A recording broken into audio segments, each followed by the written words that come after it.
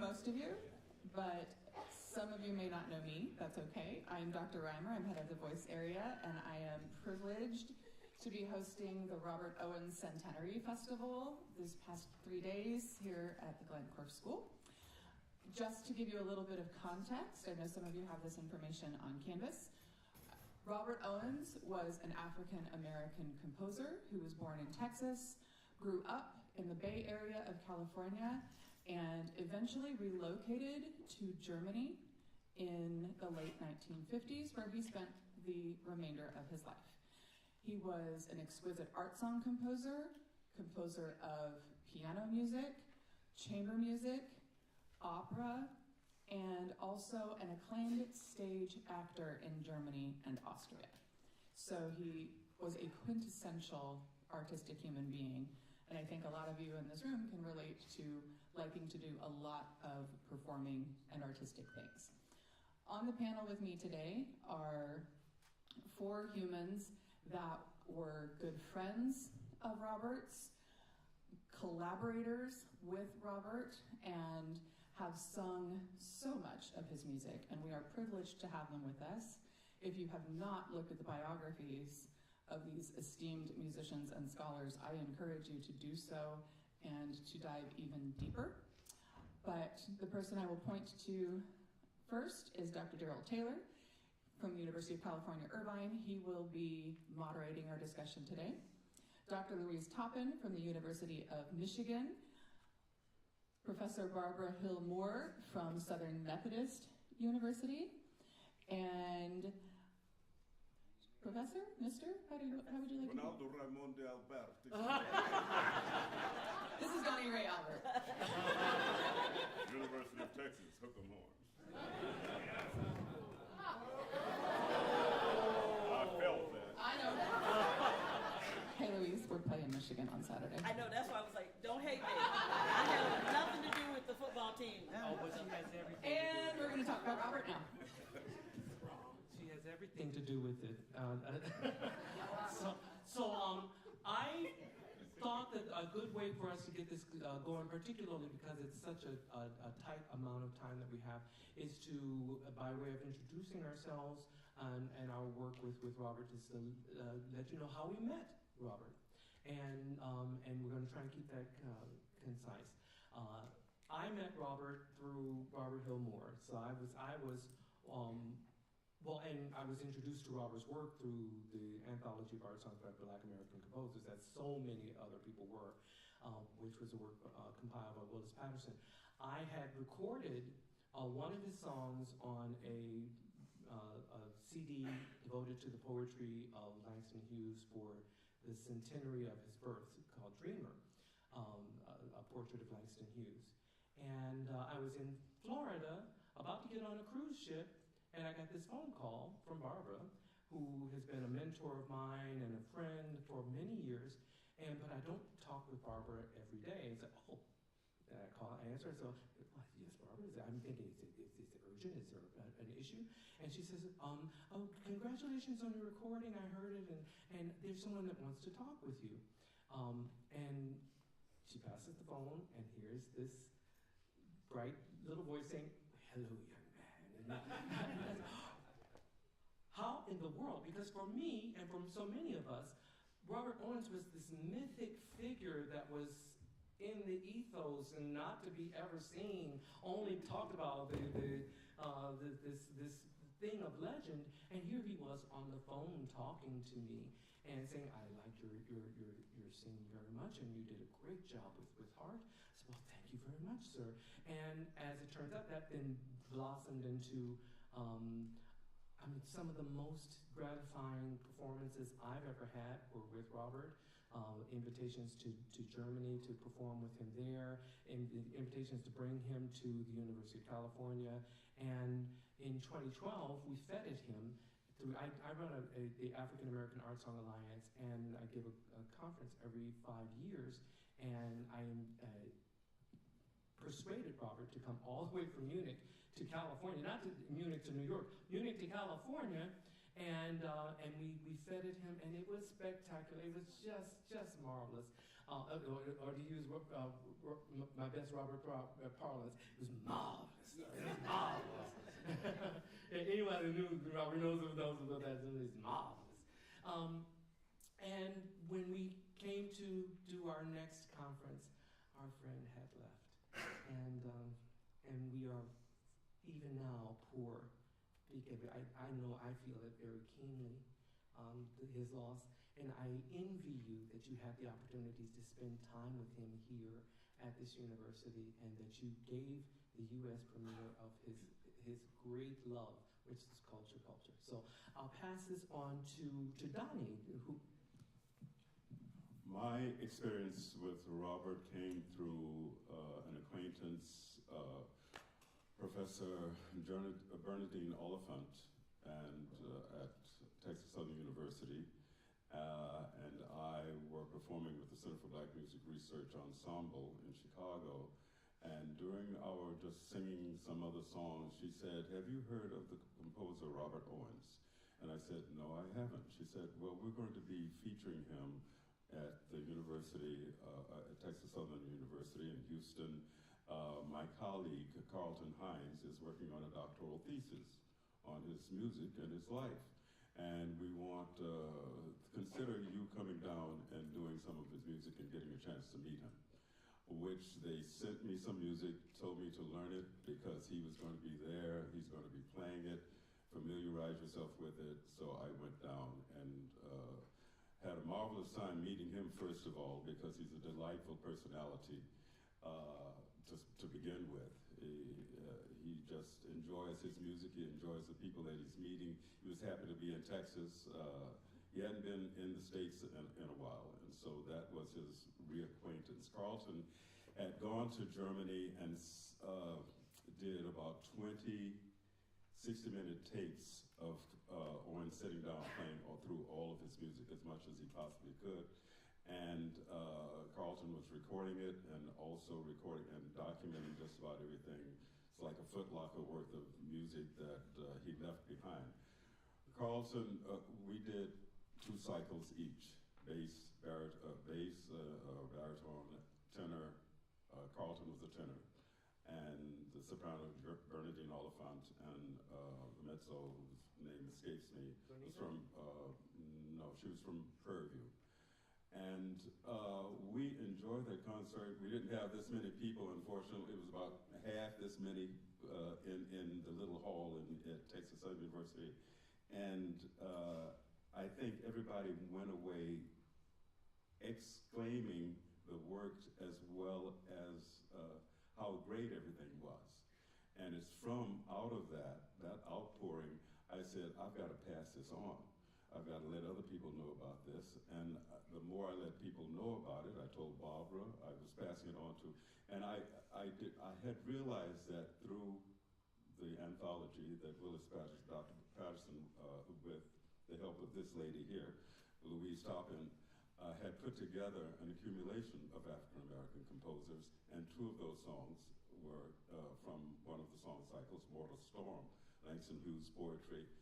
Robert told me so many stories about him and Langston, which just went on because they developed a friendship. One of the things that I want to say before I leave, pass this on, is the fact that that relationship garnered many songs out of many settings of Langston's poetry, because Langston liked the first setting that he did.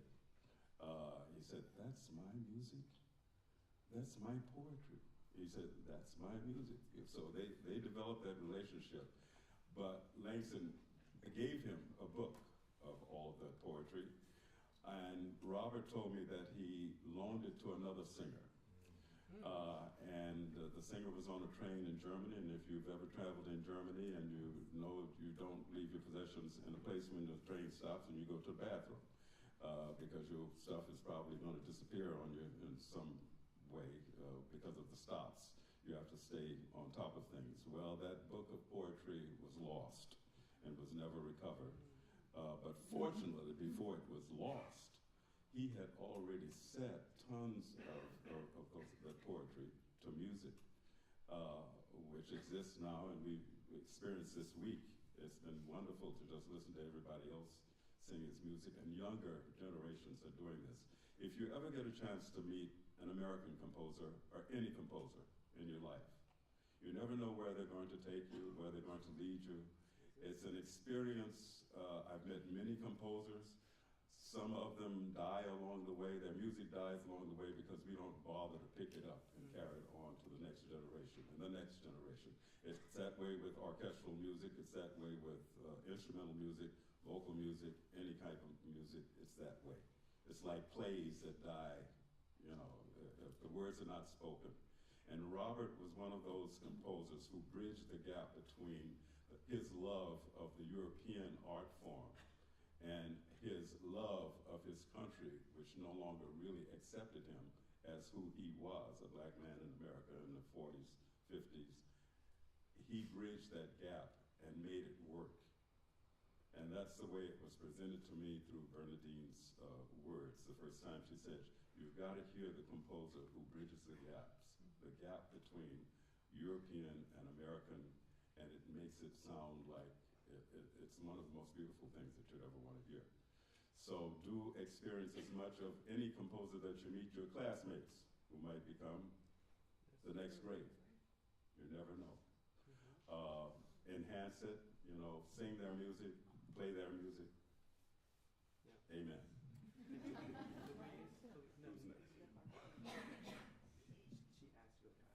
Oh, I'm sorry.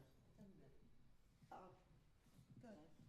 So my introduction was a little bit different than my colleagues who have spent so much time with it. I have to correct Donnie Ray. I did not do Willis Patterson's anthology. I was, that was 1977. I was not in that. But he's right in that I was the assistant to Willis Patterson, so that does fit in the story. I'm sorry, I got to mention Michigan again. But I was a doctoral student at Michigan. He was a master's student at Michigan, so if you come for me, come for him too. He tried to throw me under the bus. We were both there. She's driving the bus. I'm just saying.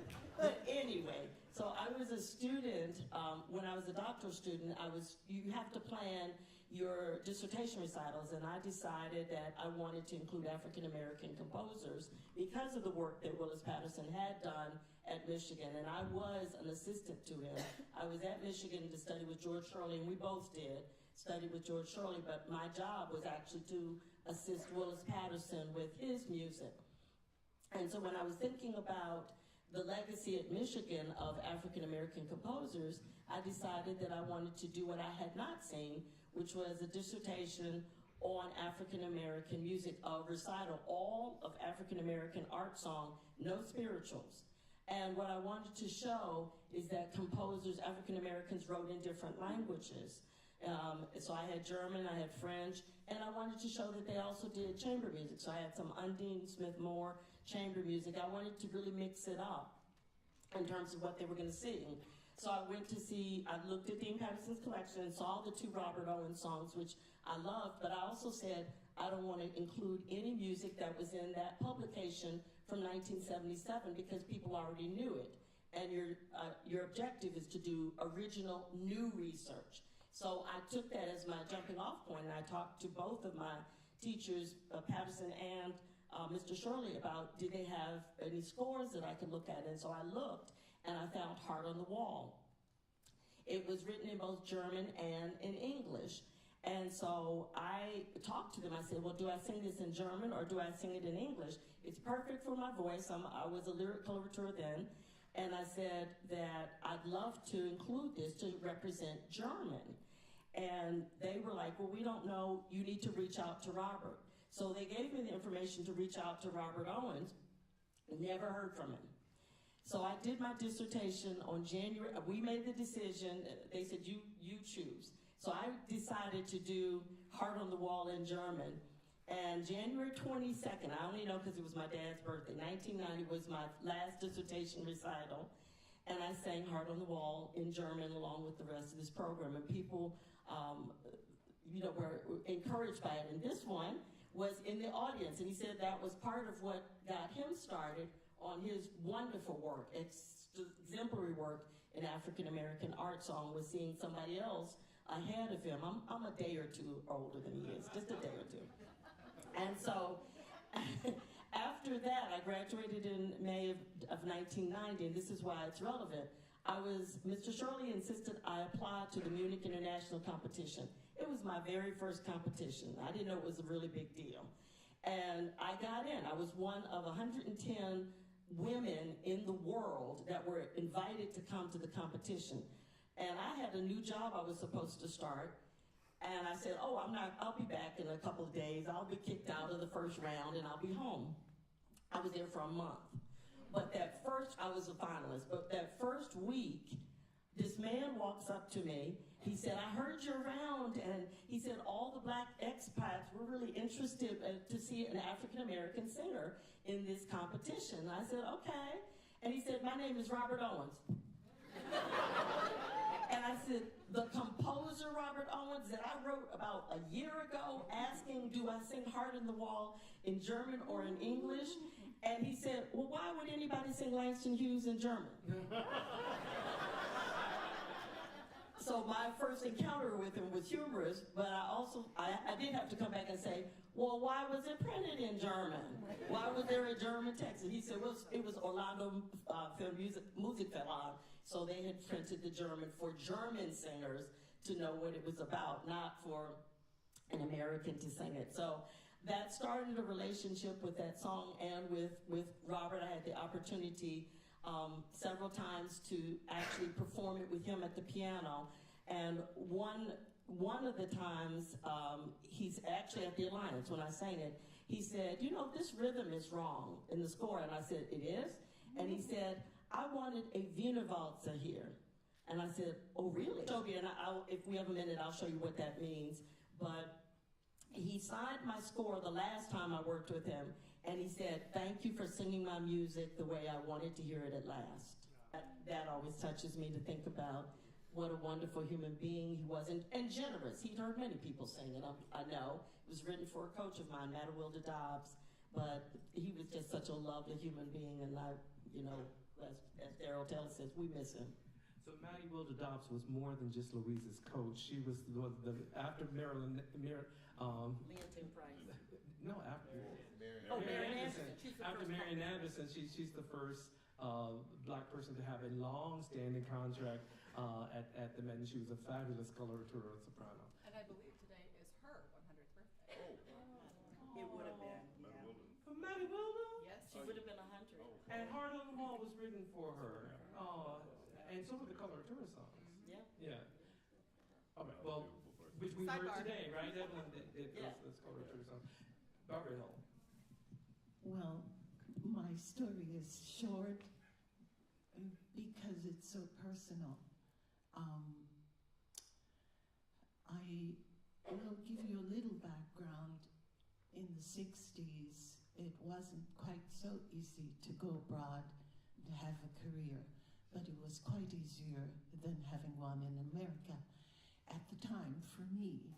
And it was also quite necessary in order to have a teaching career. So I studied, and my degrees are in science, not in the arts, because I always wanted to be a teacher. And I met a wonderful guy who said, why aren't you singing too? And that was that part of the story. So I was going abroad, auditioning, and decided rather than to try to have a career with companies abroad, because I wanted to stay on this side and teach. At that time, I was at Millikan University in Illinois, and then in moving from Millikan to Southern Methodist University in 1974, a big part of my contract was to commit to performance, period. And so rather than beat my head against the American wall, I decided to just throw a net out, and so then I began singing abroad as a soloist and doing from 10 to 15 recitals every summer all over Germany. And in the process, I sort of narrowed my programming to singing the music only of American composers. And in that process, I narrowed it to a broad spectrum. In fact, I had 7 cycles written for me by Simon Sargon, who was at the time alive. He is deceased. He was a Jewish composer and a very brilliant one, and my colleague at SMU. So I was doing those songs, and I shared that, interestingly, with Ruby Hebert and Bernadine Oliphant, who were singing and working in Houston, as Donnie said. And we wanted the works of Robert Owens because they were so meaningfully and spiritually set on the works of American composers, American poets, and broad thinking poets, not a narrow spectrum. If you ever read the poetry that he has set, you will see it. But anyway, in that time, I certainly heard about Robert, and I saw his songs, and I taught several of them, but I had not sung them myself. In the process, I thought if I talked to him, I could persuade him. I believed anything was possible. I believe anything is possible.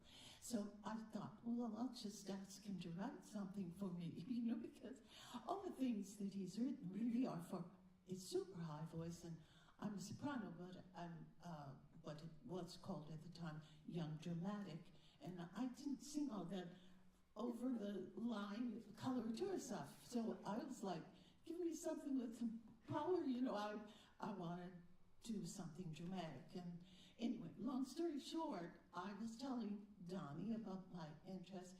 He was in Germany at the time. We were there together. He was singing in opera, and I was singing, running up and down the highways, doing art songs. And I said, I've got to get on this guy's radar. And he said, well, I'm talking to, and you did talk to several people, and they put Donnie in touch, and he called me and put me in touch. So I never, slowed down with a suggestion. It just went straight to his apartment. I'm Barbara, can I come in? So he was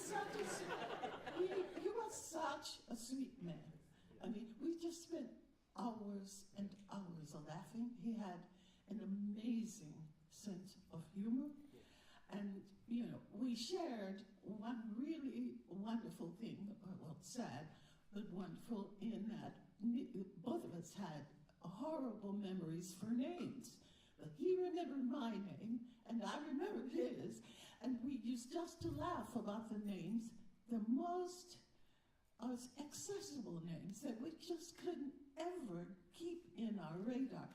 And I'm going to tell you this because he's not able to hit me, but he had this lovely feeling for Donnie because he just admired his artistry and his singing so much, as we all do. And so, we were talking one night about Donnie after he had come to America. He came to America several times. I invited him to SMU, where he stayed every time at a minimum of a week, and worked with my students as though they were his own in a loving way and whatever. So, and then, okay. So I said, we were talking about Donnie one night having gumbo and wine, and he said, okay, here's a confession, Barbara. We were having confession, and he confessed. It's like, I don't know why I cannot say Donnie Ray's name. When you are not around or somebody who knows him is not around, I see him in front of me. But you know how I speak of him in my mind? And I thought, no, if you can't remember his name, what do you say to yourself? And so he says, I say self, do, re, mi. Yeah. So because it's Donnie Ray Albert, so he thinks, do, re, mi every time before he could say Donnie Ray Albert. Did you So, well, that's my story, and I'm sticking to it. I loved him. We shared a lot of things.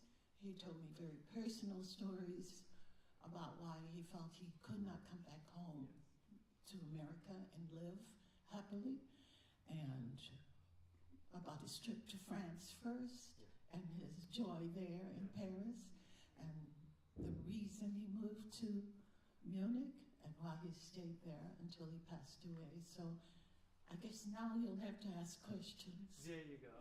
But Jamie has heard all the story. Oh, I didn't speak about talking about how he was coming here because it was so cold. Okay, I'll add that. I will try to be quick. Much like Professor Hillmore, I don't take no for an answer. So also, in my doctoral studies, I discovered Heart on the Wall. It was gifted to me by Glendower Jones through the NATS intern program. And I was planning a recital, and I wanted to do a recital of 20th century music. And it had been sitting on my piano for about 6 months, and I sat down and I started to play it, and I thought, this is lovely. And as you do, I hopped on the interwebs and I started looking for information.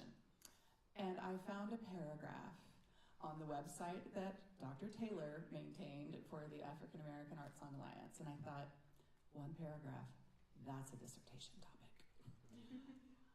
So, through Dr. Taylor, I reached out to Mr. Owens via email and I told him about my idea. I want to discuss your works. He wrote 46 songs to the poetry of Langston Hughes, and that was going to be my topic. And Robert said, no, I don't want you dissecting my music. You may not use those as a topic. And I thought, well, shoot, what am I going to do? So I went ahead and I performed Heart on the Wall, and I sent him a recording. And I said, my purpose is not to dissect your music, it is to share it with the world, because more people need to know it. And we were fast friends from then on. And he came to the University of Nebraska for a 10-day residency where we worked through his music. He coached students, some of whom are in this room. And we just had the best time. And I was privileged to know him for 10 years and to see him just months before he passed away. And upon his death, he gifted me his manuscripts and papers, which are now the Robert Owens Archive here at the University of Nebraska. But I am indebted to every person on this stage for allowing me to have that experience as a graduate student, as an artist, as a teacher, and as a colleague and friend now. I just want to take a little side venture from the panel and say that when we were students and as young professionals, accessing Robert's music was very, very difficult. Orlando Music Verlag, you've heard them talk about that. That is a music publisher in Germany, but they're very, very small and very remote. I don't know if they even have a website. But back then there was no internet, and so you had to write to order things, and I guess Paddlesons could get that sort of thing. The first one was. I was just going to transfer. That's where I'm going. And so thanks so much to the selfless largesse of Glendower Jones. He agreed to take on Robert's entire catalog. And so you have access to it. It's extremely easy to get it. So Glendower, could you wave and so people can say, this is a living legend, Glendower Jones. Yeah.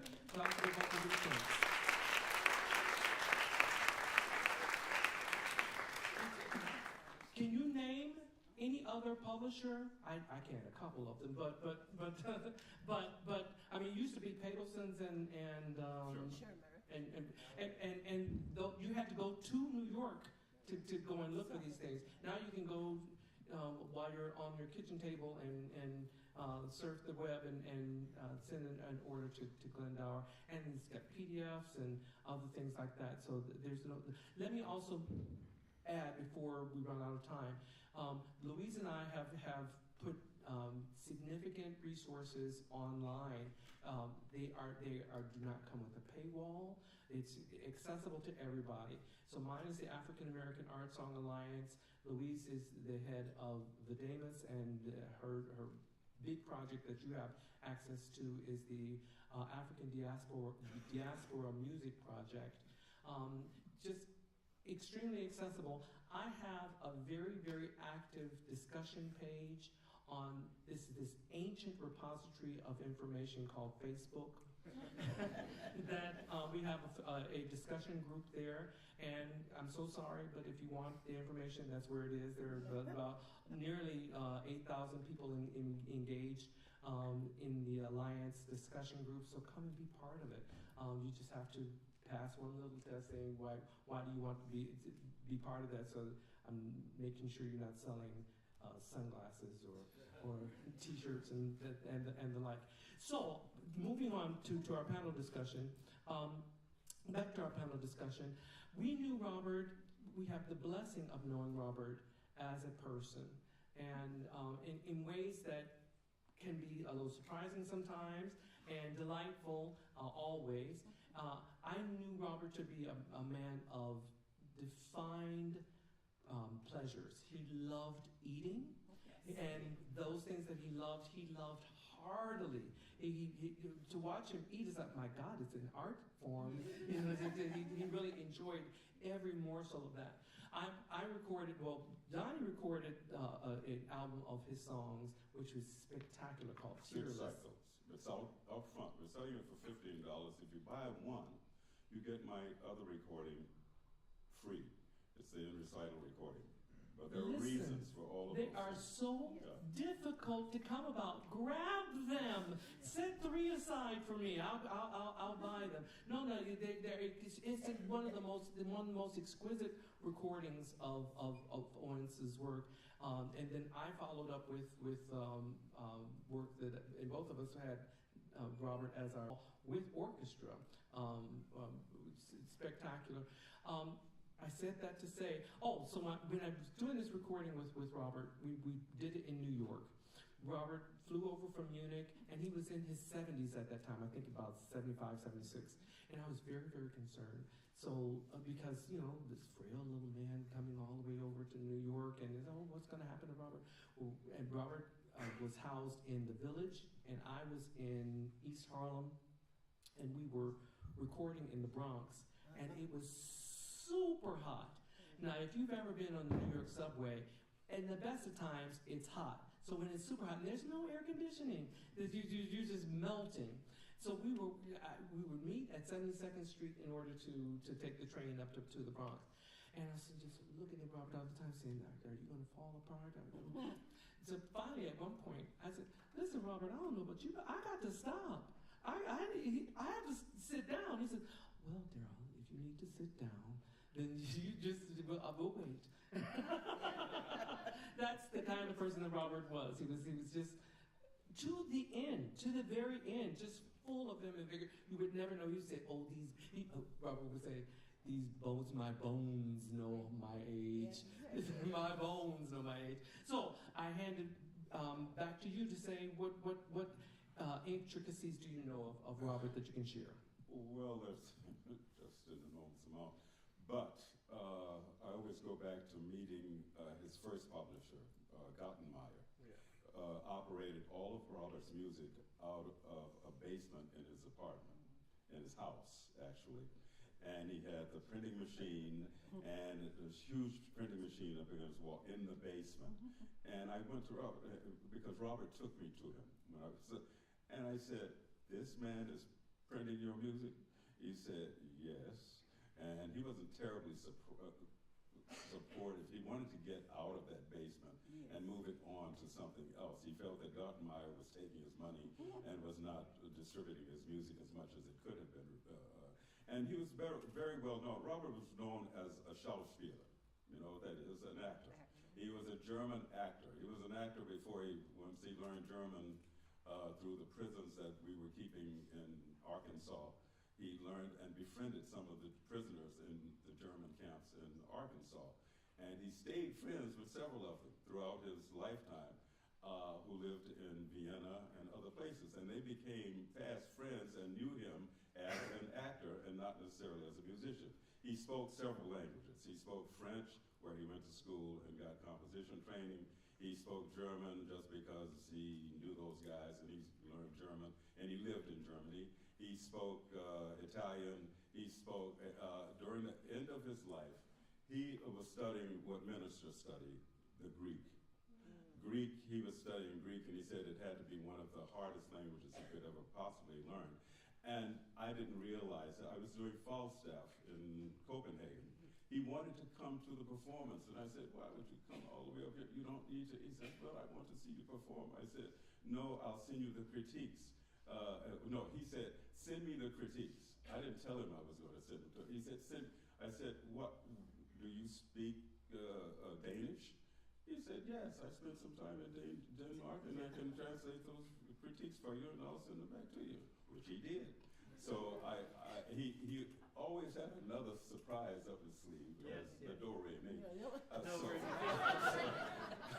It was good to find many elements of him all the time. And my wife probably told me more stories after the fact, them sitting at the table.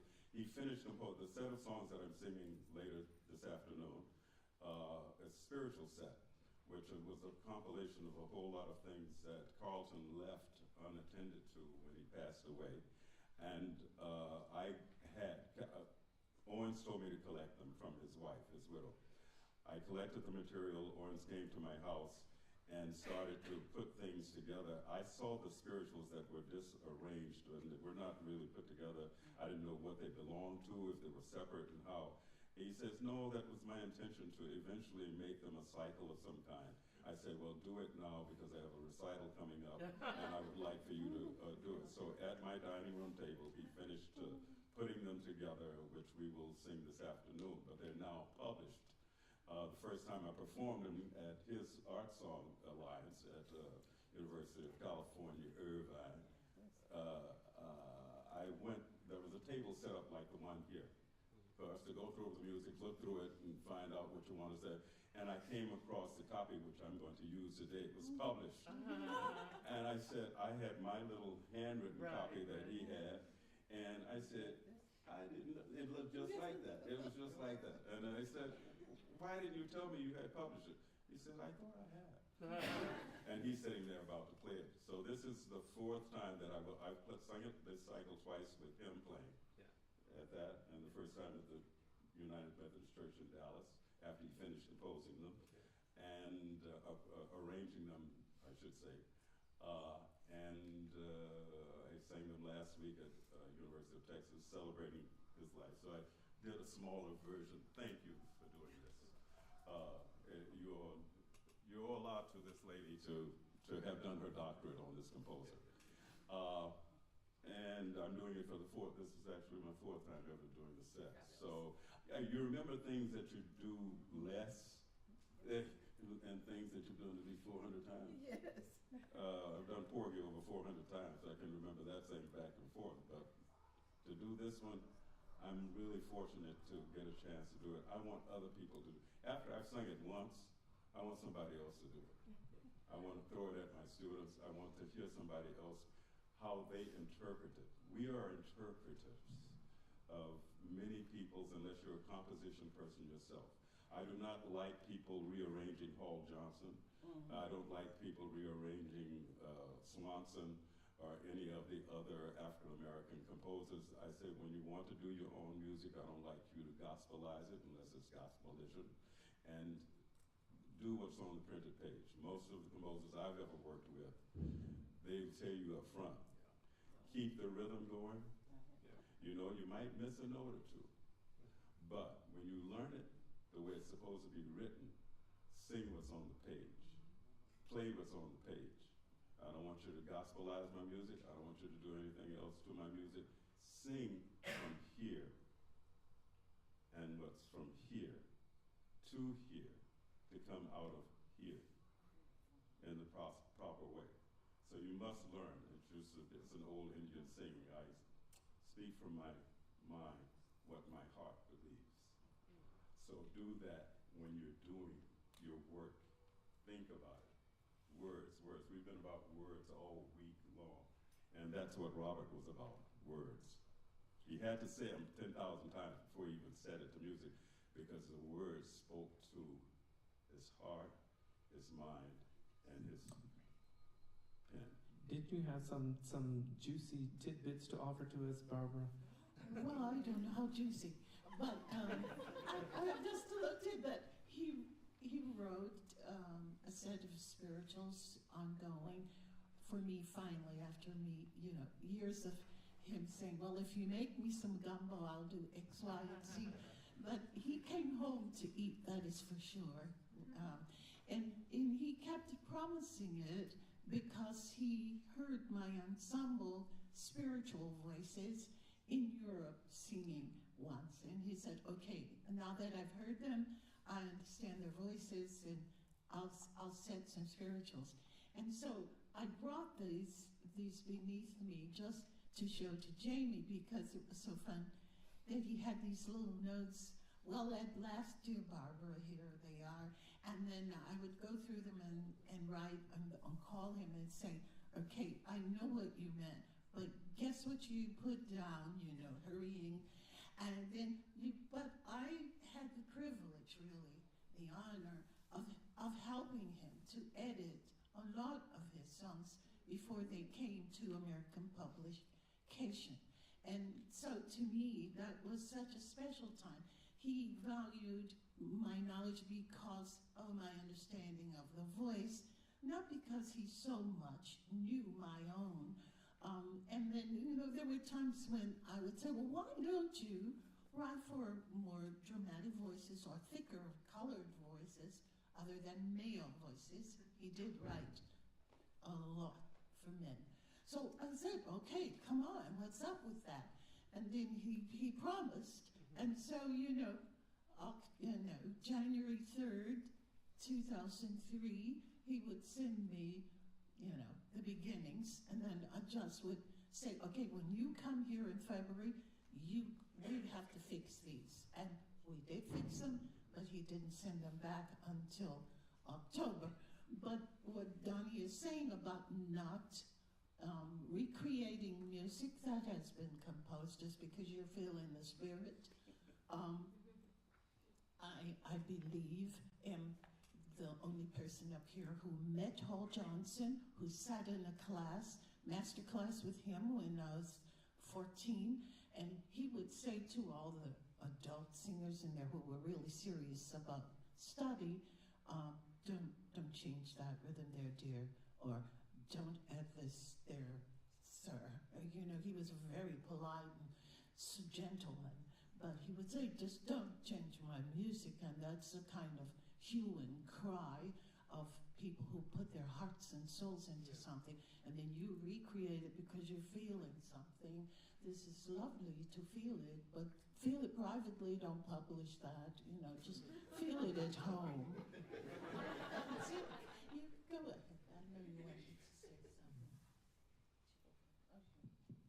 Well, I'm sitting. Yeah, that's with the 5 minutes that we have left. Are there any burning questions that you might have about Robert Owens, or about collaborating with a live composer, or about advocacy for marginalized composers, perhaps? Yes, could you stand up? So you talked a lot about how you want your students to play his music and introduce, your students to his music. What do you think the role is on educators to be able to revive music that might soon be lost if it's not otherwise spread? Well, you hit on a really interesting and timely subject. That it is the role of educators, I think, it's the role of educators to be so well-rounded and diverse in their understanding of how the world works. And if you only leave with what's on the table through the curriculum of our regular educational systems, a lot gets left off, and it requires a lot of movement and intentionality from educators. They're specifically looking for what's not been included in the curriculum, so that someone that is of a mind that comes to you and says, well, what about this? This must be here. I don't see any evidence of this being here, but there must be something there, and that they can come from an informed perspective and tell you that's exactly where you should be moving to. You know that Albert Einstein hypothesized, theorized the existence of black holes without having gone to a black hole, and not having gone into space, but just looking up in the sky and saying, okay, the way that this all moves, this must be there. And so you should stop and ask yourselves, did the world begin in Europe? Did civilization begin in Europe? Did inquiry or humanity or passion or pain, is it authored in Europe? And if it isn't, and you can't see it, like theorizing about black hole, there must be something there. Something must be there. Well, I wonder, out of your great curiosity, well, let me look behind the curtain and see what is there. I have a question of you. How many of you knew from your education prior to college that we, our country, had prisoners of war in Arkansas? How many of you were taught that? I think I see maybe 4 hands. 4?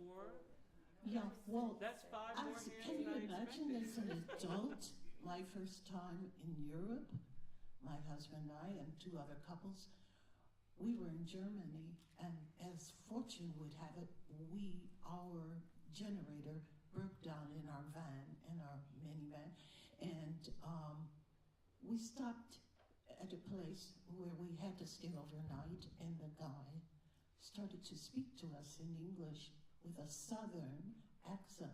I mean, this is real strange from a German person. And then you would say, I said, excuse me, where did you get that accent, you know? And then he said, I was a prisoner of war. I was a young soldier, and 5 days after being sent to Africa with Rommel, we were captured. I was sent to America, and I spent 2.5 years in Arkansas. So the first thing he wanted to know from me was, could I make cornbread and, collard greens and things like that. But in fact, that's what happened in a way to Robert. And that's why I tell the story. It's important for us to understand where our country was in its growth and development, and how that impacted artists, because artists are the transmitters of everything that's ever happened anywhere. So just think about that. I can see these quizzical looks on your faces. That Robert was drafted into armed services and was unable to serve, and then rather than send him, for a little while. but rather than sending him back home, they held him in a detention facility in Arkansas for the duration of the war, and it was there that he met other Germans. He met Germans, even he was not himself a German at the time. He met Germans who befriended him, and imagine that you get more dignity, more consideration From the prisoner of our mortal enemy. And then when he left, when the war was over, and he was able to get a study grant to go to Europe. Imagine for a second, war-torn Europe, ravaged by years of strife, and that's the place that you run to, because that was the soldiers, black soldiers there, were accorded a certain level of dignity that they could not find in the United States. He came back to the United States, taught for a couple of years in Georgia, and said, oh, no. I am out of here. I won't be treated like this. And he took himself right back to Europe. And he stayed there for the rest of his days. He visited the United States. He no longer came to be a citizen here. I asked When Robert. you wanted to have a good meal. I asked Robert once, I said, Robert, have you ever considered coming back to the United States? And his response was so telling. I remember being shocked by it. He says, why would I come back to the United States? I want to live free. I said, well, we're the land of the free and the home of the brave. But that was not his relationship with this country, unfortunately. And you have to be very careful when you establish a relationship with people or with peoples, saying that you are not welcome, when they turn and go and say, well, I will take my genius elsewhere. You oftentimes come back and say, well, oh, we didn't realize we were letting go of all of that. Come back. It's too late. Too late. We're very good. Thank you, everybody, for your questions and for your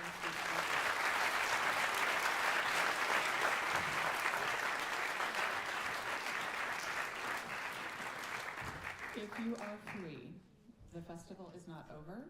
There is a concert at 4 p.m. in this room where Mr. Albert will be singing. It's in here, I promise. Okay. It'll be good. This evening is the new chamber arrangement of Robert's opera Culture, which we were privileged to premiere here 10 years ago. So come hear your colleagues sing and the all-student cast. And there are recitals in 1:30 right next door tomorrow at 11 and 2. So I will be singing on the 11 o'clock. I believe Dr. Taylor will be singing on the 11 o'clock. And the 2 o'clock recital is repertoire from the newly published Robert Owens songbook. So lots yet to participate in, and I hope to see a lot of your faces there. The scanner works. Use your ID.